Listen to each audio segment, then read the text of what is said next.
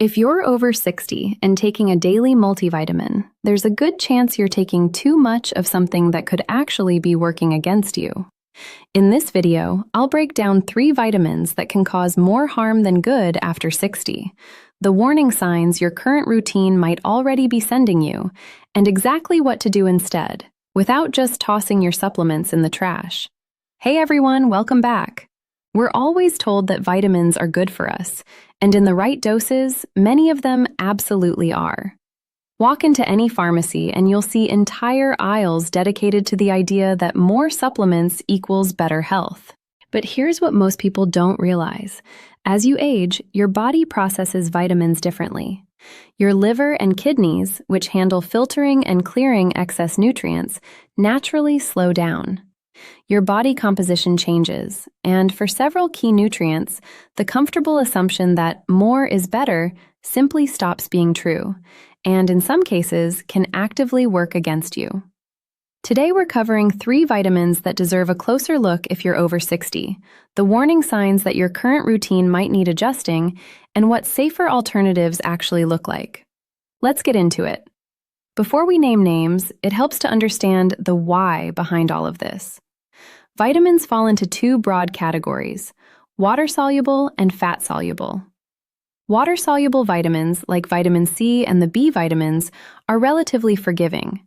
Your body uses what it needs and flushes the excess out through urine. Fat-soluble vitamins are a different story. Vitamins A, D, E, and K get stored in your body's fat tissue and liver rather than excreted. That's fine in reasonable amounts, but it also means that excess intake doesn't just disappear, it accumulates over weeks, months, and years.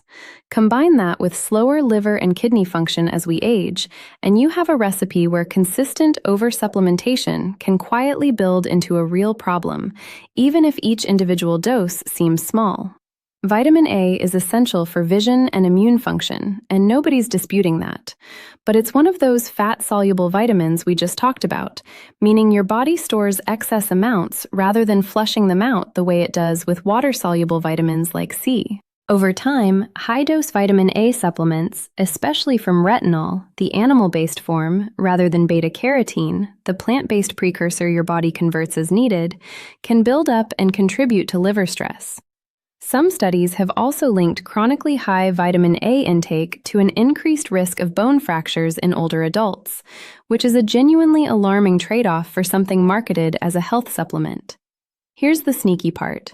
Many people don't even realize they're double dosing. If your daily multivitamin already contains 100% of your vitamin A needs, and you're also taking a separate eye health or immune support supplement that contains more, you could easily be getting 2 or 3 times what your body actually needs, without any single label telling you that directly. This one tends to surprise people, because calcium is constantly recommended for bone health after 60, and for good reason, since osteoporosis risk climbs significantly with age, especially for women after menopause.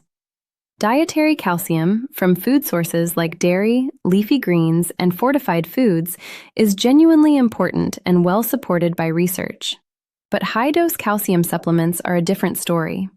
Some research has linked high supplemental calcium intake to an increased risk of cardiovascular issues, and the leading theory is that supplement-form calcium raises blood calcium levels more sharply and suddenly than the calcium you get gradually from food throughout the day. Your cardiovascular system simply isn't built to handle that kind of spike well, especially as arteries naturally become less flexible with age. To be clear, the concern here isn't calcium itself. Calcium is essential and you absolutely need it. The concern is specifically about relying heavily on concentrated supplement doses, often 500 to 600 milligrams in a single pill, rather than getting the majority of your calcium spread naturally throughout meals via food. Vitamin E is a popular antioxidant supplement, often marketed for skin health, immune support, and general anti-aging benefits. In food-level amounts, it's genuinely beneficial, but at high supplemental doses, vitamin E has a lesser-known property. It acts as a mild blood thinner. For seniors who are already on prescribed blood thinners or daily aspirin therapy, which is extremely common after 60 for heart health and stroke prevention, Adding high-dose vitamin E on top can increase bleeding risk in ways your doctor may not know about, simply because supplements often go unreported at checkups. People tend to mention their prescriptions, but forget to mention the vitamin aisle purchases sitting in their kitchen cabinet. This is honestly one of the best examples of why it's so important to tell your doctor about every single supplement you take, not just your prescription medications. Interactions between supplements and prescriptions are one of the most overlooked risks in senior healthcare, precisely because supplements feel harmless compared to medication. So how do you know if your current vitamin routine needs a second look?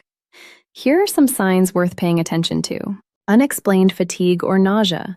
This can signal your body is struggling to process an excess of certain nutrients, particularly fat-soluble ones building up over time. Bruising more easily than usual, this can point to blood-thinning effects, whether from vitamin E, fish oil, or an interaction between supplements and medication. New or worsening joint or bone pain, sometimes linked to excess vitamin A's effect on bone metabolism over the long term. Taking multiple overlapping products like a multivitamin and a separate calcium supplement and a separate vitamin A or eye health formula without realizing how much they add up to combined. If any of these sound familiar, it's genuinely worth a conversation with your doctor or pharmacist rather than just pushing through or guessing. Here's what I'd actually recommend instead of just tossing everything out or continuing to guess. Get a baseline blood test. This shows you what you're actually deficient in, or not, rather than supplementing based on assumption or marketing. Prioritize food sources first. Calcium from dairy or leafy greens. Vitamin A from beta-carotene-rich vegetables like carrots and sweet potatoes. Food sources are naturally regulated by your body in a way isolated supplements aren't. Bring your full supplement list to every doctor's visit, including anything over-the-counter, herbal, or natural. Write it down if you have to. Don't rely on memory in the moment. Choose age-specific formulations when you do supplement. Many brands now make 50+ or senior-specific multivitamins with adjusted, lower doses of vitamin A and other nutrients that tend to accumulate. So to recap, vitamin A, high-dose calcium supplements, and high-dose vitamin E are all worth a second look after 60, not because they're inherently bad, but because your body handles them differently as you age, and the margin between helpful and too much gets narrower over time. The safest move is always to loop in your doctor or pharmacist before making changes, especially if you're on other medications. This isn't about fear. It's about making sure what you're taking is actually helping you, not quietly working against you. If this was helpful, hit subscribe. We cover a new senior health topic every single week. And let me know in the comments, which vitamins are part of your daily routine? I read every comment and it genuinely shapes what we cover next. Thanks for watching, and I'll see you in the next one.